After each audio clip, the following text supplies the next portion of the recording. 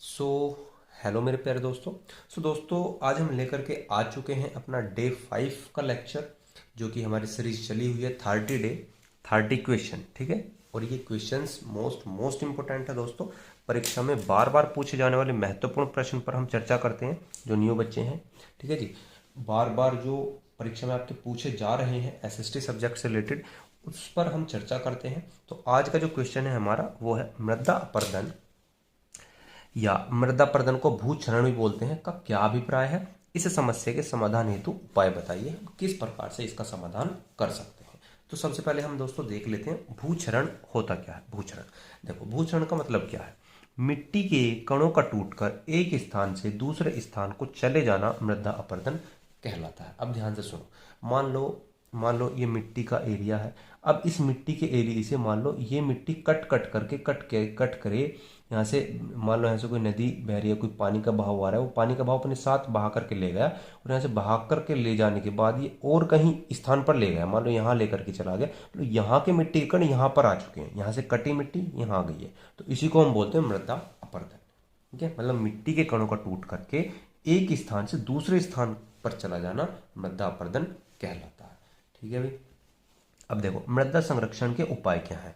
अब ये जो मिट्टी कटाव है, मिट्टी का जो कटाव होता है, हम इसको किस प्रकार से रोक सकते हैं ये देखते हैं भाई। देखो सबसे पहले क्या है, वृक्षारोपण। क्या है जी, हम कर सकते हैं वृक्ष लगा सकते हैं। वृक्षारोपण का मतलब है रोपण, मतलब लगाना, बोना।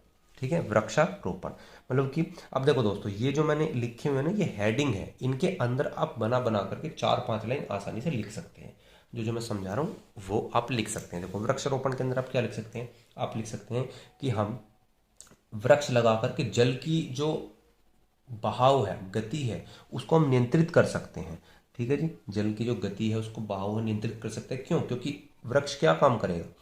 अब मान लो तुमने जो है, मान लो यहाँ पर खेत हुआ आपका, ठीक है, यहाँ पर साइड से ही नदी जा रही है और यहाँ पर आपने वृक्ष लगा दी, 2-4 या साइडों में वृक्ष लगा दिए, तो वृक्ष की जड़ों को भी तो पानी चाहिएगा। तो जो जल की गति है, जो इस नदी के अंदर, ये नाले के अंदर जो बह रही है ये गति, इसकी गति कहाँ पर चली जाएगी, मतलब मंद हो जाएगी। क्यों? क्योंकि इसका पानी बट जाएगा उन जड़ों के लिए, क्योंकि जड़ों को भी तो पानी चाहिएगा।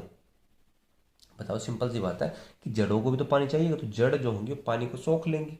ठीक है जी, और जड़ पानी को सोख लेंगे तो जल की गति तो नियंत्रित होनी ही होनी है। तो हम वृक्ष लगा करके इसको रोक सकते हैं। सेकंड उपाय है नदियों पर बांध बनाकर। भैया जहाँ पर नदियाँ हैं, बड़ी बड़ी नदियाँ हैं, तेज बहाव है, वहाँ पर हम बांध लगा सकते हैं। बांध बना करके हम पानी के बहाव को वहाँ पर मंदा कर सकते हैं, और जब मंदा होगा तो ऑटोमेटिकली क्या होगा, मृदा अपरदन कम होगा। तीसरा, खेतों की मेड़बंदी कर कर। अब देखो, जिसके खेत के साइड में जो है नदी वगैरह है, नाले वगैरह, बम्बे वगैरह है, वो अपने खेतों की क्या कर सकते हैं, मेड़बंदी कर सकते हैं। मेड़बंदी समझते हो ना, जो चौबंदी बोल देते हैं, इस प्रकार से मेड़बंदी कर सकते हैं, अच्छी तरीके से मेड़बंदी कर सकते हैं, तो वहां से कटाव रोका जा सकता है। चौथा, पशुओं की अनियंत्रित चराई पर रोक। अब देखो ये वाला इंपॉर्टेंट है, पशुओं की अनियंत्रित। अब ये क्यों है कि भैया अब देखो, जो जो पशु पलेरू नहीं होते हैं, जो इधर उधर खेतों में जाकर के चुगने लगते हैं, वो क्या करते हैं, उनकी खुरों की वजह से, उनकी खुरों की वजह से जो मिट्टी होती है वो कट जाती है। मतलब मिट्टी जो होती है वो कट जाती है। अब कटने का मतलब ये होता है पतली हो जाती है। पतली होती है तो अगर वो पानी के संपर्क में आएगी तो सिंपल सी बात है कि वो कटाव होने लगेगा। मिट्टी समझ रहे हो, खुर में आ जाती है उनके, इस प्रकार से उनका खुर होता है कुछ इस प्रकार से, तो उनके खुरों में जो मिट्टी आ जाती है वो कट जाती है, पतली हो जाती है, बारीक हो जाती है, महीन हो जाती है। ठीक है, तो उससे अगर हम उस मतलब जो पशु हैं उनकी अनियंत्रित चराई पर हम रोक लगा देंगे तो उससे भी अपरदन कम होगा। ठीक है जी, ये कारण आप दे सकते हो। इसके अंदर आप लिख सकते हो, जो जो मैंने आपको बताया वो बना करके लिख सकते हो। पांचों, वन संरक्षण। और वन संरक्षण का मतलब क्या है, यहाँ पर तो वन वृक्षारोपण है, वन लगा करके, और वन संरक्षण का भी एक उपाय है कि हम वनों को बचा करके, हम वनों की रक्षा करके, समझ लो, वनों की रक्षा करके हम मृदा अपरदन को रोक सकते हैं। छठा क्या है, जल के बहाव मार्गों का निर्माण। अब देखो, जो जल के जो बहाव मार्ग है, नाली हैं, बड़े बड़े नाले हैं, उनको हम साफ सुथरा बना सकते हैं। उनकी तलियों को क्या कर सकते हैं, मतलब अगर उनकी तली में गड्ढा है तो उसको भर सकते हैं, भर करके नाली को प्लान बना सकते हैं जिससे पानी आसानी से चला जाए, रुके ना। ठीक है जी, तो वहां से आप मृदा अपरदन कम होगा। सिंपल सी बात है। तो ये कुछ 6 पॉइंट दिए थे मैंने, जितने वैसे पूछे आप उनको दे सकते हो। ठीक है भाई, अब आ जाओ।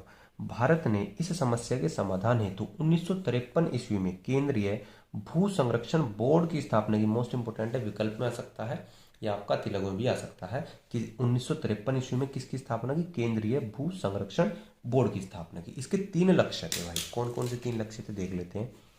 कटिबंधीय भूमि को कृषि योग्य भूमि में बदलना, पहला लक्ष्य तो ये था।